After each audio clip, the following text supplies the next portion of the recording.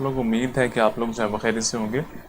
आज जो है वो इंग्लिश का लेक्चर हम लोग स्टार्ट कर रहे हैं। ई कैट का जो है वो फर्स्ट लेक्चर हम लोग स्टार्ट कर रहे हैं, जिसमें इंग्लिश का सब्जेक्ट जो है वो हम लोग कवर करेंगे। अच्छा, एक चीज़ याद रखिएगा, जब भी ई कैट की बारी आती है या जब भी ई कैट हमारे दिमाग में आता है तो हमें ये आइडिया होना चाहिए कि इंग्लिश की इंपॉर्टेंस जो है वो कितनी है। अगर तो मैं यूईटी की बात करूं तो यूईटी में जो है वो कितनी इंपॉर्टेंस है। अगर जीकी की बात करूं तो जीकी में जो है वो कितने एमसीक्यूज आपको आएंगे। अगर मैं प्यास की बात करूं तो प्यास का जो एंट्रेंस टेस्ट है उसमें आपको इंग्लिश के कितने एमसीक्यूज आएंगे और उनके जो है मार्क्स कितने होंगे। और अगर नस्ट की बात करूं तो नस्ट में जो है वो आपके पास कितने एमसीक्यूज आएंगे इंग्लिश के और उसकी मार्किंग स्कीम जो है वो क्या होगी। सबसे पहले जो है वो हम लोग इसको देख लेते हैं कि जी हमारे जो है वो यूईटी में कितने आपका जो है एमसीक्यूज आएंगे इंग्लिश के, नस्ट में कितने आएंगे, प्यास में कितने आएंगे, इनकी वेटेज जो है तो सबसे पहले उसको डिस्कस कर लेते हैं। और फिर उसके बाद जो है वो फर्दर हम लोग देखेंगे कि हम लोगों ने अपनी प्रेस्टीज है या हम लोगों ने अपनी कॉम्प्रीहेंशन जो है, जो कि मोस्ट इंपॉर्टेंट पार्ट होता है इंग्लिश का, और ई कैट के लिए, खास तौर पे ई कैट के लिए जो मोस्ट इंपॉर्टेंट पार्ट होता है, फिर हम लोग जो है वो उसको भी डिस्कस करेंगे। तो सबसे पहले मैं आपसे डिस्कस कर लेता हूँ कि हमारा ई कैट का, सबसे पहले यूईटी को डिस्कस कर लेते हैं कि यूईटी जो है उसमें वेटेज कितनी है इंग्लिश की। हमारे से इंग्लिश का सब्जेक्ट है, उसमें वेटेज कितनी है, कितनी इंपॉर्टेंस है, कितना परसेंट जो है वो इंग्लिश का आएगा, मार्क कितने देंगे, एक एमसीक्यू सी करते हैं तो उसके कितने मार्क हैं। और उसके अलावा जो है वो फिर दूसरे इंस्टीट्यूट को देखेंगे कि उनमें वेटेज जो है वो कितनी है हमारी इंग्लिश के सब्जेक्ट की। तो सबसे पहले मैं यूईटी का कर लेता हूँ कि जी यूईटी में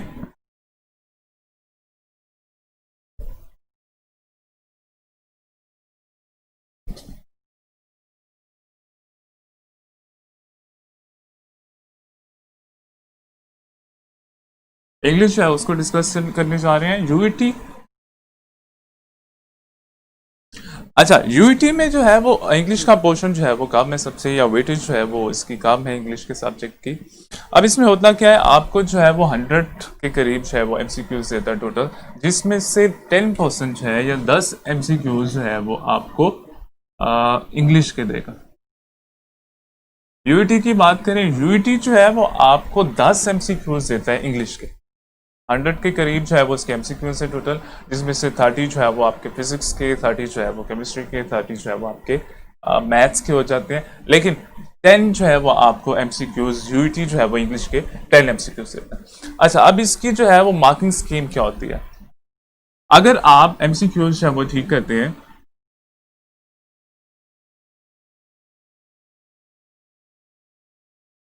तो आपको एक मार्क्स जो है वो देता है। अगर तो आपने एक एमसीक्यूज ठीक किया तो उसका जो है उसका जो है वो आपको, सॉरी यूईटी का, अगर तो आपने एक एमसीक्यूज ठीक किया तो आपको देगा 4 मार्क्स।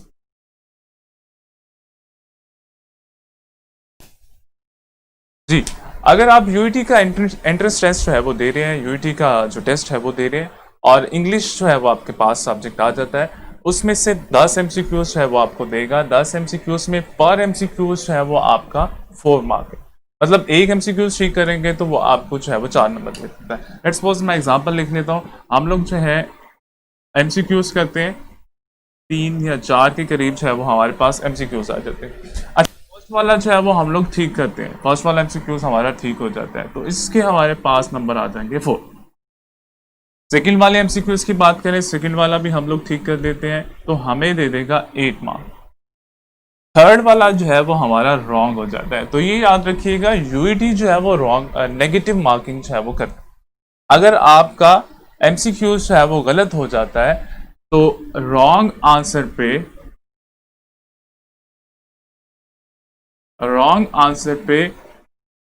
-1 मार्क्स जो है वो डिडक्ट करेगा। तो ये चीज़ आप लोगों ने याद रखनी है। यूईटी का अगर आप टेस्ट दे रहे हैं और इंग्लिश का पोर्शन जो है उसको अटेम्प्ट कर रहे हैं, 10 एमसीक्यूज वो आपको देगा। 10 में से अगर आप एक एमसीक्यूज ठीक करते हैं तो आपको 4 मार्क्स देगा, और अगर आपका एमसीक्यूज गलत हो जाता है तो नेगेटिव मार्किंग जो है वो यूईटी करेगा। और नेगेटिव मार्किंग कैसे होगी, -1, एक नंबर जो है वो काट दिया जाएगा। लेट्स सपोज हमारे पास जो है वो फर्स्ट हम लोगों ने एमसीक्यूज किया, ठीक हुआ। सेकंड वाला एमसीक्यूज है वो हमारा ठीक है। थर्ड वाला एमसीक्यूज है वो हमारा रॉन्ग हो जाता है। तो इसका मतलब है -1, एक नंबर जो है वो इसमें से कट जाएगा। अगर इसका मैं 4 4 8, और थर्ड वाला जो है क्योंकि हमारा गलत हो गया तो इसलिए 8 में से 1 मार्क्स है वो काट देगा, तो आपके पास टोटल जो है वो 7 मार्क्स आपके पास आ जाएंगे। तो ये याद रखिएगा यूईटी जो है वो मार्किंग इंग्लिश की किस तरह करता है। इसके यूईटी के जो बाकी एमसीक्यूज हैं या बाकी जो आपके सब्जेक्ट हैं, फिजिक्स हो गया, केमिस्ट्री है और मैथ्स है, उसमें भी ये इसी तरह से जो है वो आपकी नंबरिंग करेगा या इसी तरह से जो है इसकी पेपर चेकिंग स्कीम होती है। अच्छा, फिर उसके बाद बात करते हैं कि जी जीकी जो है वो आपको कितने एमसीक्यूज देगा। अगर आप जीकी में जो है वो दे रहे हैं, एंट्रेंस टेस्ट दे रहे हैं, अगर आप जीकी में एंट्रेंस टेस्ट दे रहे हैं तो जीकी जो है वो आपसे 20 एमसीक्यूज पूछेगा इंग्लिश के पोर्शन। जीकी आपसे 20 एमसीक्यूज पूछेगा इंग्लिश के, और मार्किंग स्कीम क्या है, अगर आप ठीक कर लेते हैं तो ऑलमोस्ट 2 मार्क्स है वो आपको देगा पर एमसीक्यूज।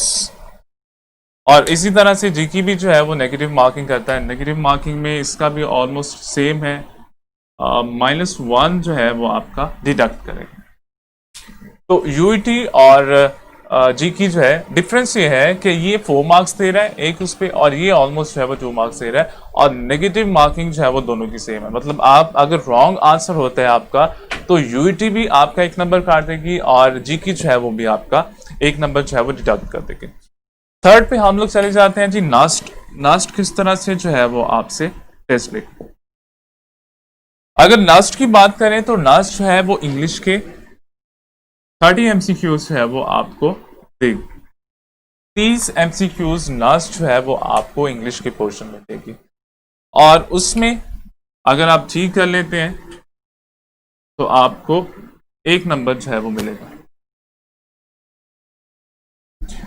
आप आंसर ठीक करने पर 1 नंबर मिलेगा। लेकिन एक चीज नास्ट की जो सबसे अच्छी है, जो बाकी यूनिवर्सिटी से भी अच्छी है, वो ये है कि ये नेगेटिव मार्किंग जो है वो नहीं करता। लाइक अगर तो आपका आंसर रॉन्ग भी है तो ये आपकी नेगेटिव मार्किंग नहीं करेगा। इसके कंपैरिजन में अगर यूईटी की बात करें तो यूईटी जो है वो भी नेगेटिव मार्किंग करेगा, जीकी जो है वो भी आपकी नेगेटिव मार्किंग करेगा, लेकिन नास्ट जो है वो नेगेटिव मार्किंग नहीं करेगा। अगर आपका आंसर ठीक है तो आपको 1 नंबर मिल जाएगा, अगर आपका आंसर ठीक है तो 1 मार्क्स जो है वो आपको मिल जाएगा। लेकिन अगर आप रॉन्ग आंसर भी कर देते हैं तो ये आपकी नेगेटिव मार्किंग नहीं करेगा। अच्छा, लास्ट में देख लेते हैं जी प्यास है।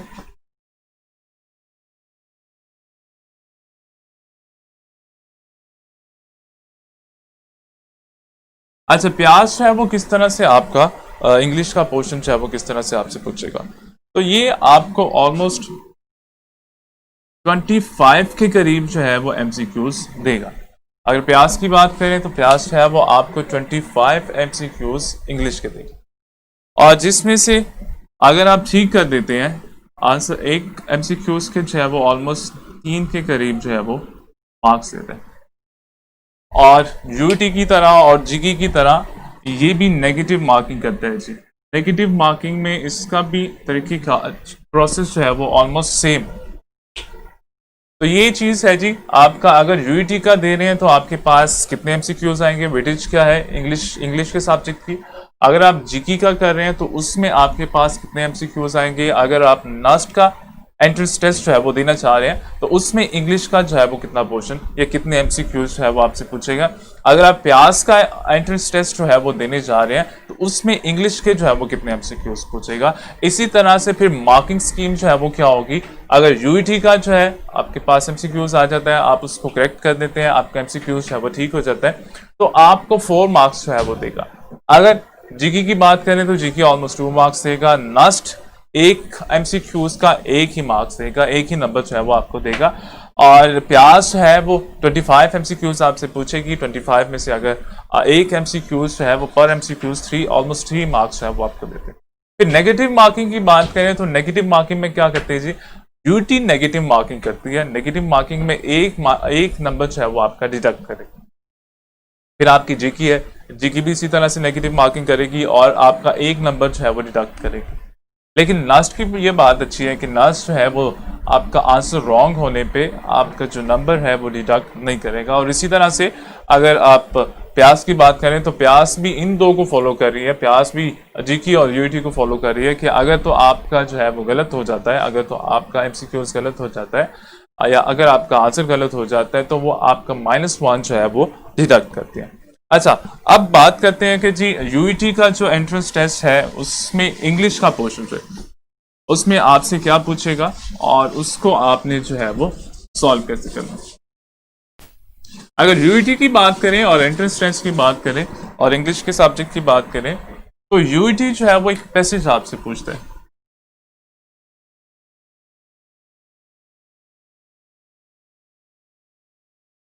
एक पैसेज आपसे पूछेगा और उसकी लेंथ जो है वो ऑलमोस्ट 2 पेजेस के करीब जो है वो होती है और काफी लेंथी जो है वो आपका पैसेज होता है। पैसेज के बाद क्या करेगा, नीचे जो है वो आपसे क्वेश्चन पूछेगा, लेकिन क्वेश्चन जो है वो एमसीक्यूज टाइप आपके क्वेश्चन होंगे, उसका आपने आंसर करना होगा और आंसर जो है वो आपने किस तरह से करना होगा, आंसर आपने जो राइट ऑप्शन है उसको क्लिक करना होगा। अच्छा, अभी तक अगर आपका कोई क्वेश्चन है रिगार्डिंग जो हमने पहले किया है यूईटी का, जीके का, नस्ट का और प्यास का जो मार्किंग स्कीम है उससे रिलेटेड कोई क्वेश्चन है तो आप लोग जो है वो पूछ सकते हैं जी।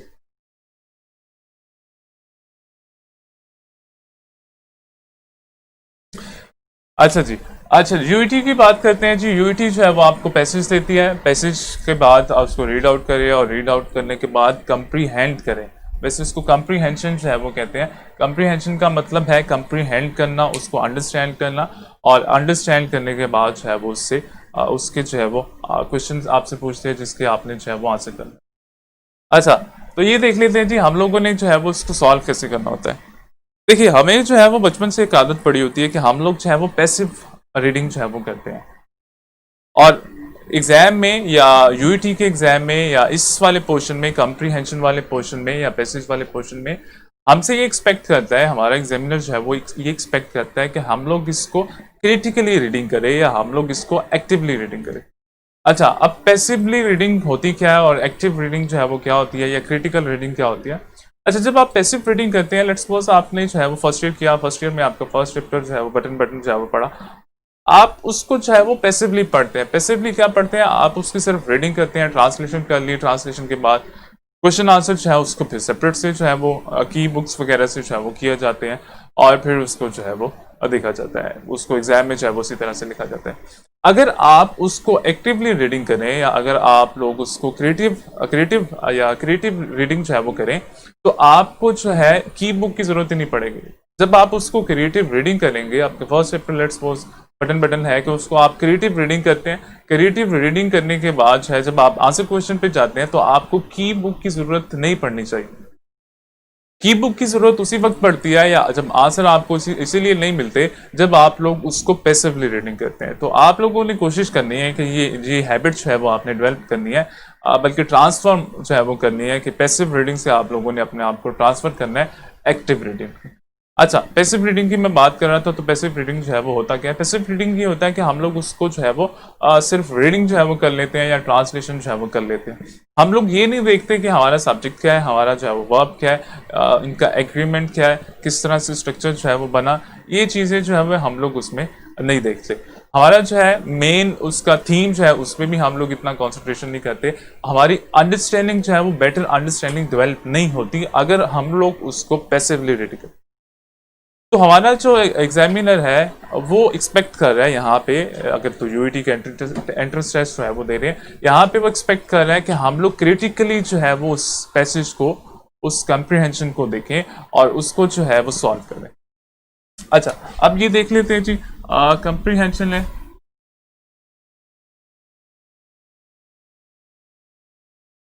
कंप्रीहेंशन पैराग्राफ जो होता क्या है, वो आपको जो है वो पैराग्राफ दे देता है। यूईटी का अगर टेस्ट की बात करें तो आपको पैराग्राफ देगा, ऑलमोस्ट 2 पेजेस का होगा या उसकी लेंथ जो है वो वेरी करती है, आगे पीछे जो है वो लेंथ हो सकती है।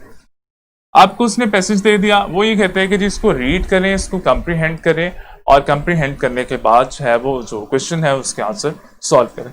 अब हमें जो है वो बचपन से आदत पड़ी हुई है कि हम लोग इसको पैसिवली पढ़ते हैं। हम लोग क्या करते हैं कि जी हम लोग उसको पढ़ना शुरू कर देते हैं, उस पैसेज को जो है वो पढ़ना शुरू कर देते हैं, कंप्लीट करते हैं, फिर समझ नहीं आता, फिर उसको दोबारा से पढ़ना शुरू कर देते हैं, फिर कंप्लीट करते हैं, फिर समझ नहीं आता। तो 2-3 दफा हम लोग इसी तरह से उसको पढ़ते हैं, लेकिन हमें जो है वो समझ फिर भी नहीं आता। क्यों नहीं आता? क्योंकि हमें जो है वो आदत हो चुकी है, हमें हमारी जो है वो हैबिट डेवलप हो चुकी है पैसिव रीडिंग की, और एक्सपेक्ट जो कर रहा होता है वो क्रिएटिव रीडिंग कर रहा होता है। तो हम लोग ज्यादातर टाइम जो है वो उसी चीज में वेस्ट कर लेते हैं, उस पैसेज को, उस कंप्रीहेंशन को जो है वो रीडिंग में जो है वो ज्यादा टाइम वेस्ट कर लेते हैं। अच्छा, हमें करना क्या चाहिए? हमें जो है उसको एक्टिवली रीड करना चाहिए। एक्टिवली रीड से मुराद है हमें जो है वो देखना चाहिए, उसको अंडरस्टैंड करना चाहिए, पढ़ते हुए उसको अंडरस्टैंड करना चाहिए, और उसका जो समरी है, उसका जो मेन आइडिया है, उसको भी अपने दिमाग में जो है वो लाना चाहिए, या उसको रीडिंग करते हुए उसको अंडरस्टैंड करना चाहिए। अब दो चीज़ें जो है वो आपसे एक्सपेक्ट कर रहा होता है, या दो चीज़ें जो है वो आपकी चेक करता है ड्यूरिंग ये पैसेज या कॉम्प्रिहेंशन जो है जब आप देते हैं, तो एग्जामिनर जो है वो आपकी दो चीज़ें चेक करना चाह रहा होता है। कौन कौन सी है? एक एबिलिटी ऑफ अंडरस्टैंडिंग है कि आप रीडिंग कर रहे हैं लेकिन आपकी अंडरस्टैंडिंग कितनी है, या आपकी अंडरस्टैंडिंग एबिलिटी जो है वो कितनी, ये चेक करता है। और दूसरा ये चेक करता है कि आपकी मेमोरी कितनी स्ट्रांग है। लाइक आपने एक पैसेज जो है वो पढ़ लिया, सारा पढ़ लिया, पढ़ने के बाद जब आप क्वेश्चन आंसर पे जाते हैं तो आप भूल जाते हैं उसका आंसर। क्यों भूल जाते हैं? आपने अभी जो ऊपर जो है वो सारा पैराग्राफ पढ़ा और उसका आंसर जो है उसी में है, लेकिन उसके बावजूद आप नीचे जाते हैं, जब क्वेश्चन पढ़ते हैं तो आप उसको जो है वो भूल जाते हैं। तो भूलने की वजह ये होती है कि हमारी मेमोरी जो है वो इतनी स्ट्रांग नहीं होती। तो यहाँ पे हमारा जो एग्जामिनर है, या यहाँ पे जो हमारा पेपर सेटर है, वो दो चीज़ें, दो एबिलिटी जो है, या दो चीज़ें जो है वो चेक करना चाहता है। कौन कौन सी है? एक हमारी अंडरस्टैंडिंग एबिलिटी, और दूसरा हमारी मेमोरी जो है वो चेक करता है। और इस कंप्रीहेंशन के थ्रू जो है वो हमें दो चीज़ें जो है वो बताना चाहता है। अच्छा, हमें क्या करना चाहिए जी? इसको सॉल्व कैसे करना चाहिए? इसकी कुछ टेक्निक है, कुछ ट्रिक्स है जो मैं आपसे डिस्कस कर लेता हूँ। आपने ये करना है कि आपके पास जब भी पैसेज आएगा, आपने ये नहीं करना फौरन से उसको रीड करना शुरू कर देना है। क्यों? क्योंकि हमारी पैसिव हैबिट है, तो हम लोग उसको पढ़ेंगे, हमें फिर भी नहीं समझ आएगा। 2 दफा 3 दफा हम लोग जो है वो टाइम ज़ाया करेंगे। हमारा लिमिटेड सा टाइम होता है। अगर एंट्रेंस टेस्ट की बात करें तो उसमें लिमिटेड सा टाइम होता है। अगर हम लोग सारा पैराग्राफ को या कंप्रीहेंशन को रीडिंग में जो है वो वेस्ट कर देंगे, तो हम लोग बाकी जो है वो कैसे सॉल्व करेंगे? तो आपने करना ये है सबसे पहले कि उसके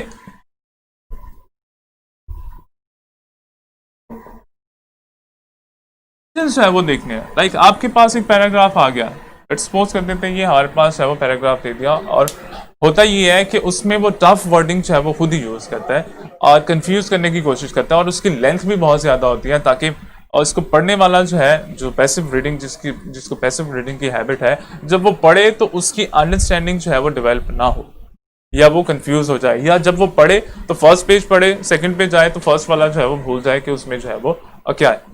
तो सबसे पहले तो आपने करना क्या है जी? आपने उसके क्वेश्चन जो है वो देखने हैं। अब आपको नहीं पता कि इसमें मेन पॉइंट क्या है, तो आपने क्या करना है? आपने उसके क्वेश्चन जो है, जो आपको क्वेश्चन देगा, तो उसको पहले रीड कर देना।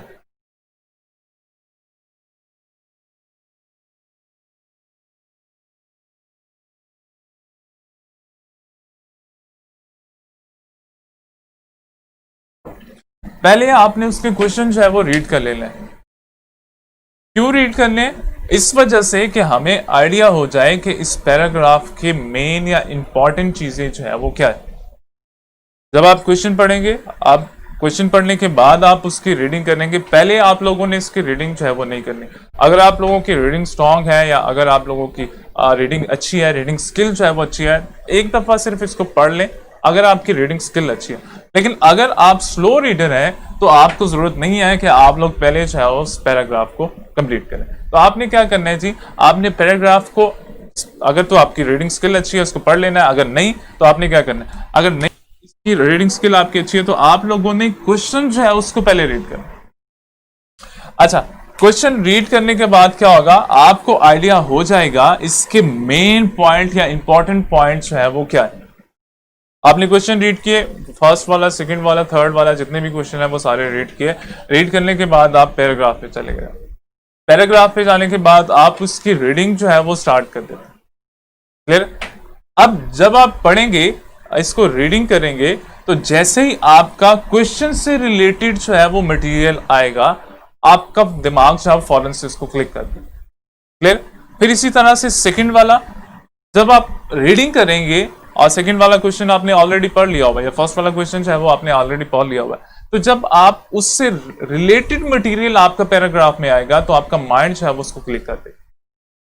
तो इस तरह से आपने करना है कि फर्स्ट में आप लोगों ने क्वेश्चन करने हैं, क्वेश्चन की रीडिंग करनी है, फिर उसके बाद आप लोगों ने पैराग्राफ जो है वो उसकी रीडिंग करनी है। तो जब आप फर्स्ट में आप क्वेश्चन करेंगे, सेकंड में आप पैराग्राफ की रीडिंग करेंगे, तो जब आप पैराग्राफ की रीडिंग करेंगे ना, तो तब आपको आइडिया हो जाएगा इसके मेन पॉइंट जो है वो क्या है।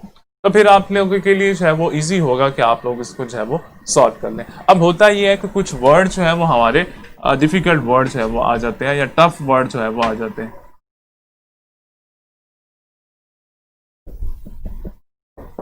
डिफिकल्ट वर्ड है वो आपके आ जाते हैं। अब एक तो ये तरीकेकार है कि आप लोग देखें कि उसका आगे और पीछे कहीं ना कहीं जो है वो क्लू दिया होता है उस डिफिकल्ट वर्ड से रिलेटेड।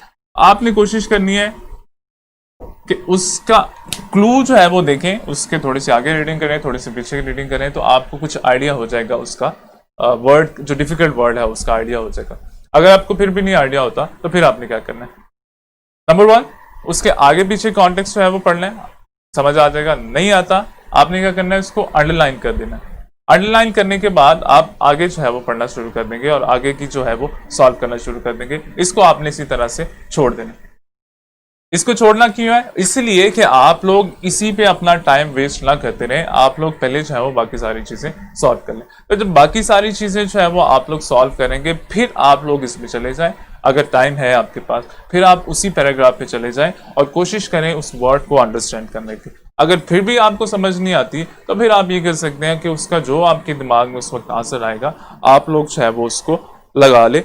आपका जो आंसर है जो होपफुली जो है वो ठीक हो जाएगा। तो इस तरीके से जो है वो आप लोगों ने इसका जो है वो कम्प्रीहेंशन का जो पोर्शन है उसको सॉल्व करना है कि सबसे पहले आपने क्वेश्चन पढ़ लें जो आपको देगा, फिर उसके बाद जो है वो रीडिंग स्टार्ट करनी है। पहले आपने रीडिंग जो है वो नहीं स्टार्ट करनी। अगर रीडिंग पहले पढ़ भी लेते हैं, इसको पहले एक दफ़ा रीड कर भी लेते हैं तो कोई प्रॉब्लम नहीं है, लेकिन उस वक्त करें जब आपकी रीडिंग जो है वो स्ट्रॉन्ग। क्योंकि अगर आप इसको वैसे ही रीड आउट करते जाएंगे तो आपका टाइम जो है वो वेस्ट होगा और उसका बेनिफिट जो है वो कोई भी नहीं होगा हमें। तो इसलिए कोशिश करें कि फर्स्ट में जो है वो आप लोग क्वेश्चन की रीडिंग करें। क्वेश्चन जब आप रीड करेंगे तो आपको आइडिया हो जाएगा कि इसके मेन पॉइंट जो है वो क्या है। तो फिर उसके बाद जब आप इसको रीड करेंगे, पैराग्राफ को रीड करेंगे, तो आपको बेनिफिट ये होगा कि क्वेश्चन, लेट्स सपोज आपने क्वेश्चन पढ़ा, तो क्वेश्चन से रिलेटेड जिधर भी आपके पास मटेरियल आएगा तो आपका माइंड जो है उसको फौरन से क्लिक कर ले। तो ये चीज़ जो है वो आपकी पैराग्राफ से रिलेटेड है कि आप लोगों ने पहले क्वेश्चन पढ़ने हैं और फिर उसके बाद जो है वो पैराग्राफ सॉल्व करना। अच्छा, अब आ जाते हैं जी पैराग्राफ जो है वो सॉल्व कैसे करना है। पैराग्राफ सॉल्व करने के लिए आपको जो है वो प्रैक्टिस चाहिए। आप लोग जितना इसको प्रैक्टिस करते जाएंगे आप लोग उतना जो है वो यूज्ड होते जाएंगे। ऐसा नहीं है कि आप लोग जो है वो सिंपल इस टेक्निक को पकड़ें और आप लोग क्वेश्चन को पढ़ें फिर उसके बाद और पैराग्राफ की रीडिंग करें और आप इसको इजीली जो है वो सॉल्व करें। ऐसे नहीं है। इसके लिए आपको जो है वो थोड़ी सी एफर्ट करनी पड़ेगी। वो एफर्ट क्या है कि आपको इसको प्रैक्टिस करना पड़ेगा। ये जो आपके पास कम्प्रीहेंशन का है इसको आपको प्रैक्टिस करना पड़ेगा। डेली बेसिस पे आप जो है वो एक आध कम्प्रीहेंशन को पकड़ें और उसको जो है वो सॉल्व करने की कोशिश करें। टेक्निक यही है कि आप लोग पहले जो है वो क्वेश्चन को पढ़ेंगे, फिर उसके बाद जो है वो उसको पैराग्राफ को जो है वो पढ़ेंगे और फिर उसके बाद उसके आंसर की जो है वो कोशिश करेंगे या उसके आंसर जो है वो लगाएंगे। तो इस तरीके से जो है वो आप इजीली अपना जो है वो सॉल्व कर सकते हैं। आपका जो कम्प्रीहेंशन का पोर्शन है उसको आप लोग इजीली सॉल्व कर सकते हैं। अब अगर आपको कोई प्रॉब्लम है तो आप लोग जो है वो इससे रिलेटेड कर सकते हैं जी। कोई क्वेश्चन आप लोगों का है तो आप लोग जो है वो पूछ सकते हैं।